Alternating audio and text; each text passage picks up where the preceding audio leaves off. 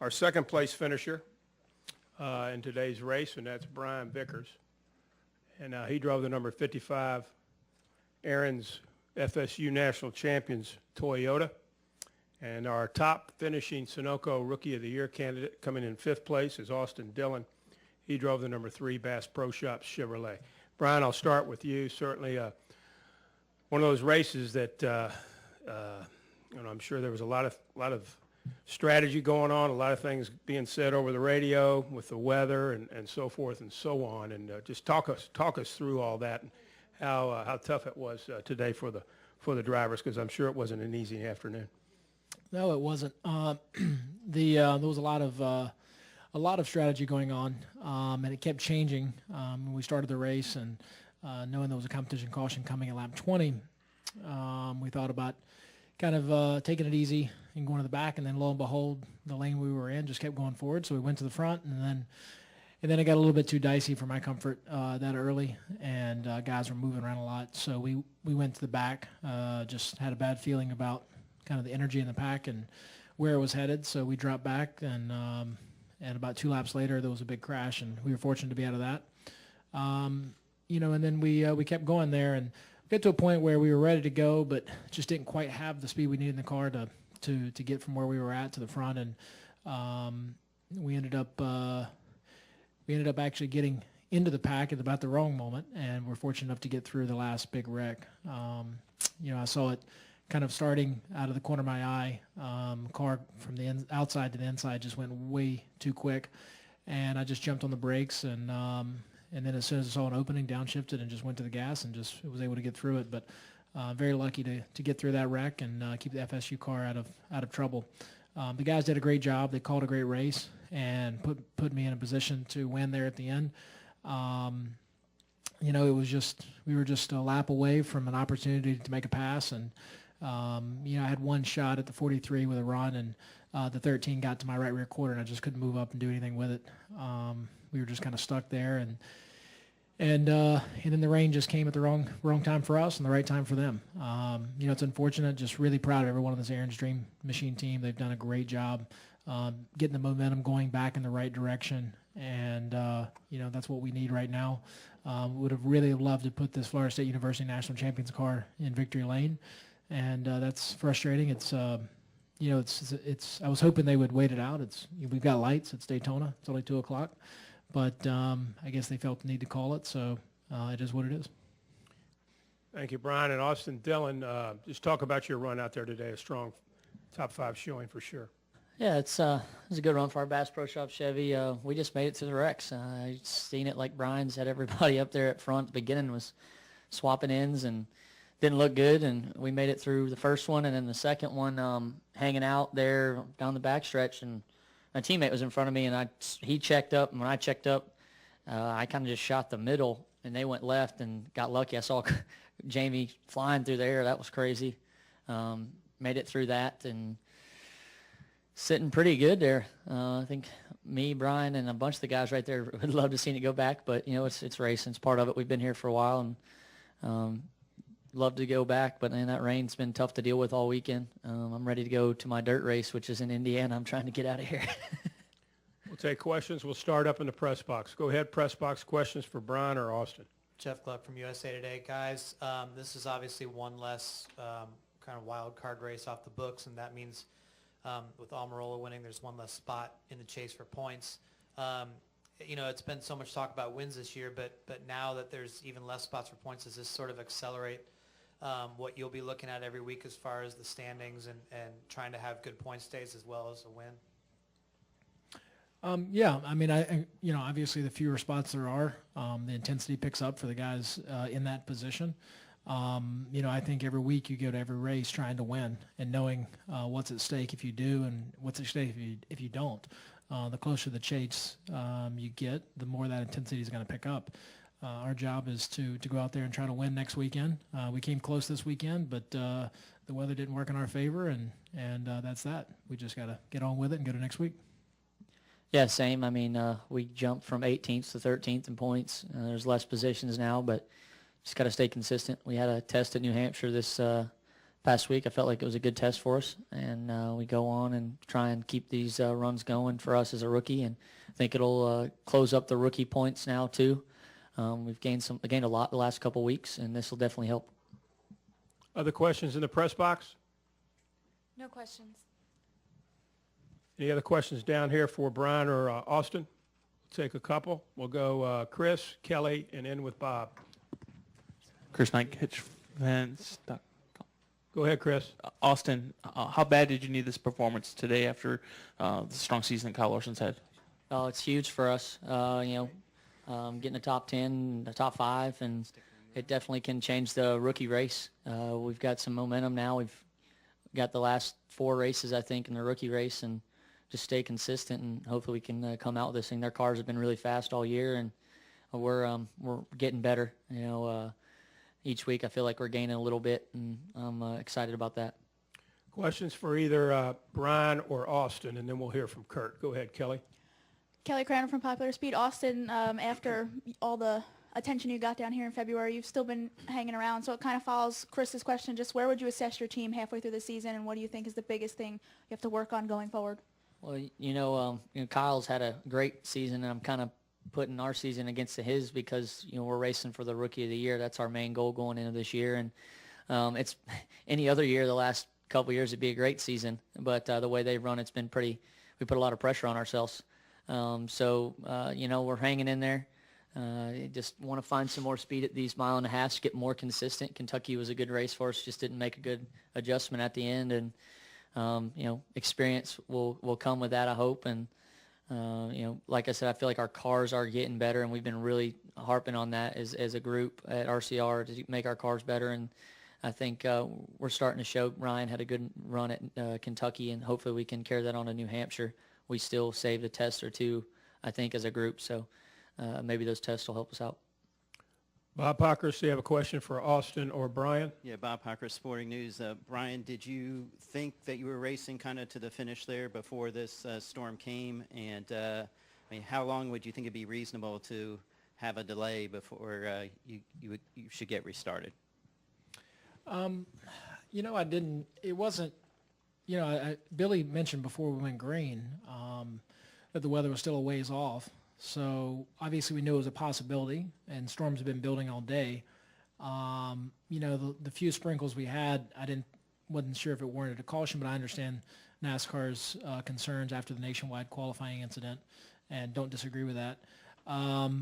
Knowing that we weren't even supposed to start the race tomorrow night until 7 p.m., I was shocked that we called it at 2-something in the afternoon.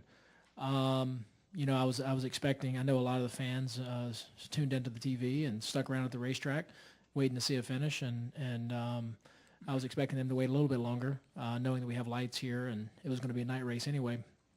So I was a little surprised, but then there were circumstances that maybe not so surprised that it was called early. So, Any more for these two? Dwight, final question, and then we'll go to Don, and then we'll hear from Kurt. Dwight Grubb, RaceTech.com. Austin, as far as the rookie part of it, is there some learning curves that you had to overcome in the Cup level you'd like to share, with other rookies and fans out there? Oh, for sure.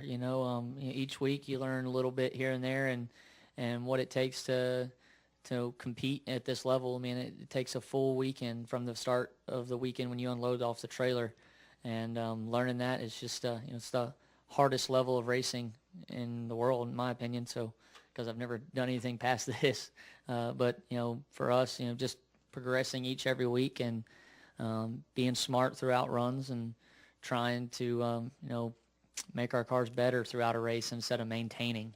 That's one tough spot. You got to be able to gain through a race, and you can't just maintain. Where a nationwide race or a truck race is shorter, and you can you get your car decent in track position, you can kind of maintain that way.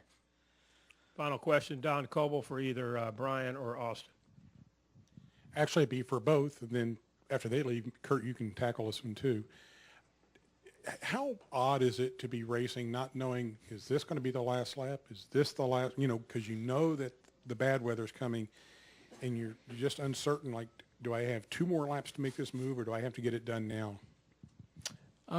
Yeah, I mean, it's definitely challenging, especially this type of racing, because, being in the lead has its advantages and disadvantages. So you don't necessarily, I think probably more advantages than disadvantages. I'd rather be in the lead than second going into the situation, but you just never know when the checkers are going to come. I was, I think to a certain extent, as many fans as stuck around today to watch this race and to see 160 laps, knowing it was only 1:30, 2 in the afternoon, I was shocked that it was going to be called this early in the day. Knowing that we have lights and it's supposed to be a night race anyway.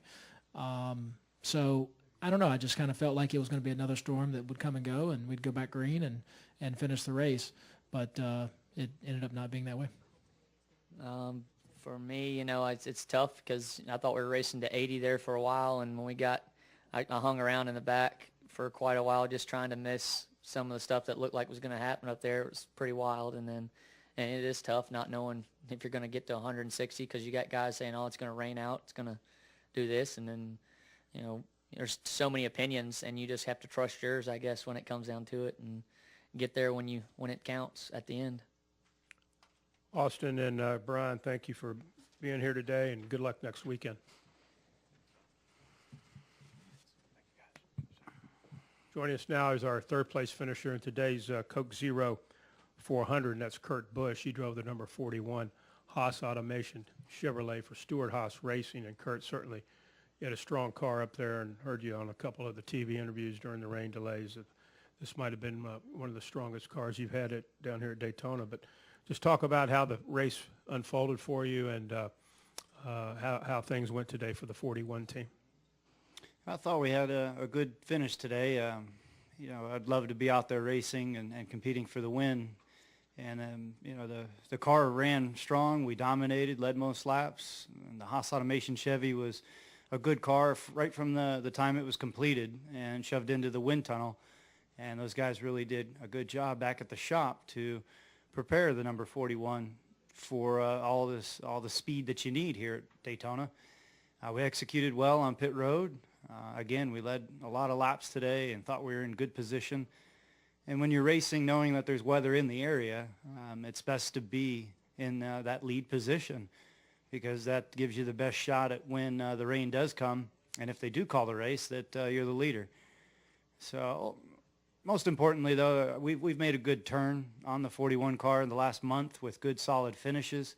Today, it's disappointing to finish third after leading the most laps. But all in all, looking at the long-term projection, it's been solid on the 41 car, and it was great to run good Daytona weekend, July 4th, with a patriotic paint scheme with America's Machine Tool, with Haas Automation, as well as the symbolization for our armed forces. And so it's great to have a race dedication that we had on the race this weekend from the Armed Forces Foundation. Questions for Kurt Busch? If you have one, raise your hand, and we'll bring you the wireless mic. Questions for Kurt Busch? Don, you want to re-ask that question? What was it again, please? Again, not knowing, it's difficult to set up a strategy when you don't know when the end is coming. I thought we did well. Daniel, the crew chief, was on top of when we needed fuel and when we were playing the halfway game, as well as when we were playing the pit the last time to make it all the way to lap 160. And it seemed like it was putting us in a good position to lead laps, which we did. We were leading at the time, and that's what you want when the rain is, if it's going to come out. So the race was a bit, uneasy. I think the competitors were looking to jockey harder for positions towards the front, and we saw a couple big wrecks today because we didn't know if we were going to get to much past lap 80. Who else had a question? Dustin Long has one, and then Dwight. Dustin, and then Dwight. Dustin Long, MRN.com. A couple things. One, just your thoughts. Were you surprised or kind of expected the race called at this point because still time left in the day? And two, you talked about the building of your team. You guys are doing it on a variety of tracks. It's not like you guys are having success at one type of thing. So what's kind of helped turn things around for you guys at this point? It seems early to call a race. I mean, it is Sunday already, and the majority of our fans that showed up were going to use this day to travel back home. On average, how far are the fans here locally traveling to get back home? Is it 4 hours? You know, maybe we could have run later on today and still finished, and everybody could be back home and to work on Monday. You know, the network TV side of it versus the safety of the fans as well, with thunder and lightning in the area, it's a tough call to make. I didn't do my job to be the leader. You know, we didn't quite have a couple solid restarts at the end to be the leader for when the race was going to get called. As far as our team developing and moving forward, you know, it's nice that we've shown speed on all different types of tracks, and I can't really pinpoint one thing other than just working through some of the aerodynamic balance changes we've made to our car since around the Charlotte race, as well as, you know, we built up enough notes on what we were doing wrong to steer a different direction, and we did that at the first Pocono. So the 1st of June, we've been running a lot better with 2 different balance changes. Are you and Daniel more on a similar plane now than maybe earlier this season, working together since it was a new relationship? Yeah, the relationship with Daniel, you know, there's sometimes when a driver and a crew chief hit it off and they're off to the races right away. Daniel and I have been slower to mature together in our relationship, and so we're 18 races into first date. You know, now we're going into the second half of the season, and all of our first dates are done. We'll go to New Hampshire next weekend, and that'll be the last new track that we see together. And then from there on out, all the tracks that we've been to, we have notes and we have test sessions planned, and that's where we have to make the 41 team stronger. Dwight? Dwight, racestate.com. Kurt, as far as, you know, your team members and you, when you get rain delays and especially when it's, you know, delayed to the next day, is it harder on the driver or is it harder on those team members that have to go to work? It's tough on everybody on, are you going to go back to green? Are you not? You got to pack the stuff up while it's in a torrential downpour. I told the spotter as I got out of the car, I said, be sharp, be focused, stay upbeat, keep this, you know, good attitude about this right now, because we have a shot to win this if it goes back green. Instead, you know, the race is called. We were almost ready to start kicking the tires because we were third. But it's a general good feel when you're running up front, and we led most laps today. That's what we'll take away from today.